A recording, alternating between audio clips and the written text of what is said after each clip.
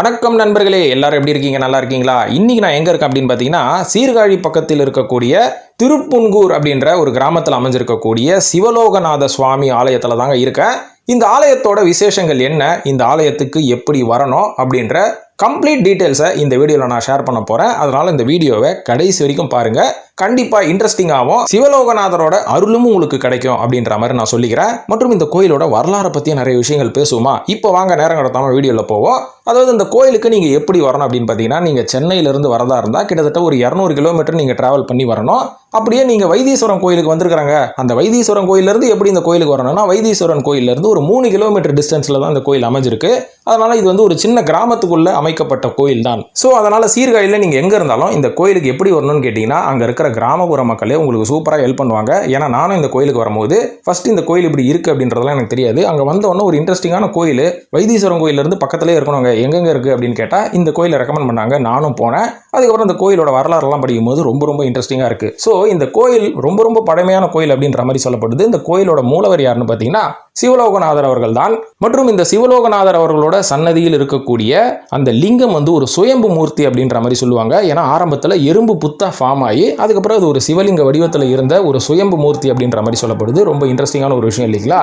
இது மட்டும் இல்லாமல் இந்த கோயிலில் சிவலிங்கத்தை பார்த்த மாதிரியே ஒரு நந்தி சிலை ஒன்று வடிவமைச்சிருப்பாங்க. ரொம்ப பெரிய நந்தி சிலைங்க. அதாவது நீங்கள் தஞ்சாவூர் போனீங்கன்னா பிரகதீஸ்வரர் ஆலயம் போயிருப்பீங்க இல்லைங்களா? அங்கே எவ்வளோ பெரிய நந்தி சிலை ஒன்று இருக்கும். அந்த நந்தி சிலையில் பாதி சைஸில் இங்கே ஒரு நந்தி சிலை இருக்குது.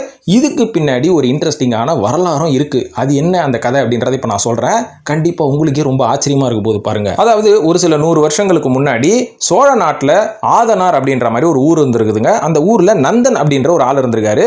அவரோட வேலையை என்னன்னு பார்த்தீங்கன்னா, பண்ண வேலை பார்க்கறது தான் அவரோட வேலையா. ஸோ இந்த மாதிரி வேலை பார்த்துட்டு இருக்கும்போது நம்மளும் கோயிலுக்கு போய் சிவன் அவர்களை வந்து வழிபடலாம் அப்படின்ற மாதிரி கிளம்பி போய் இந்த கோயிலுக்கு தான் போயிருக்கிறாரா.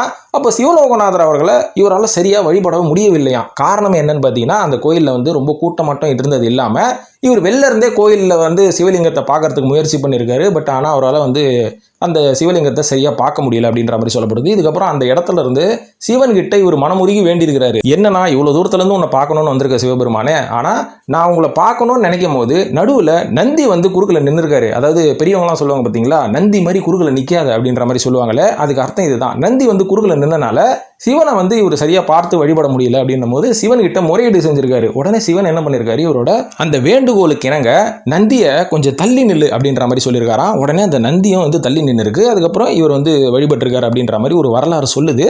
இது வந்து எந்த அளவுக்கு நீங்கள் ப்ரூவ் பண்ணிக்கலாம்னு பார்த்தீங்கன்னா, இந்த கோயிலுக்கு போனீங்கன்னா கரெக்டாக எல்லா சிவன் கோயிலும் பார்த்தீங்கன்னா நந்தி வந்து சிவன் அவர்களை பார்த்த மாதிரி தானே நிற்கும். இந்த கோயிலில் மட்டும் நந்தி சிலை தள்ளி இருக்கும்.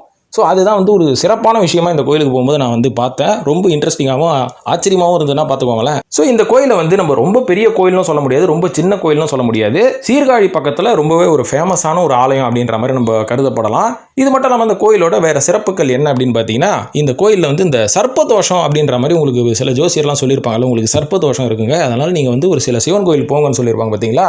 ஸோ அந்த மாதிரி சர்ப்பதோஷம் உங்களுக்கு இருந்தால் மறக்காமல் இந்த கோயிலுக்கு வந்தீங்கன்னா அது நீங்கும் அப்படின்ற மாதிரி சொல்கிறாங்க.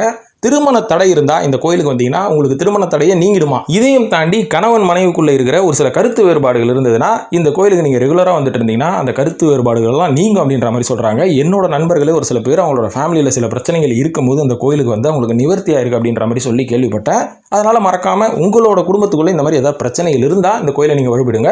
அது மட்டும் இல்லாமல் ராகு கேது தோஷம் உங்களுக்கு இருந்ததுன்னா இந்த கோயிலுக்கு வந்து சிவன் அவர்களுக்கு அபிஷேகம் செய்தீங்கன்னா உங்களுக்கு இருக்கிற அந்த நாகதோஷம் குறைஞ்சிடும், தீர்ந்து விடும் அப்படின்ற மாதிரி சொல்கிறாங்க. ஸோ அந்த மாதிரி பல சிறப்புகள் இந்த கோயிலில் இருக்குது. அது வந்து நம்ம வாயால் சொல்லி மாளாது அப்படின்ற மாதிரி நான் சொல்லுவேன். அதனால் மறக்காமல் நீங்கள் சென்னை வாசியாக இருந்தாலும் சரி, தமிழ்நாட்டில் இருப்பவர்களாக இருந்தாலும் சரி, வேறு எந்த மாநிலத்தில் மாவட்டத்தில் எங்கே இருந்தாலும் சரி, மறக்காமல் சீர்காழி வந்தீங்கன்னா சிவலோகநாதர் அவர்களோட சுவாமிகள் சன்னதின்றதோட அந்த கோயிலை மறக்காமல் போய் ஒரு வாட்டி தரிசனம் பண்ணிட்டு வந்துருங்க.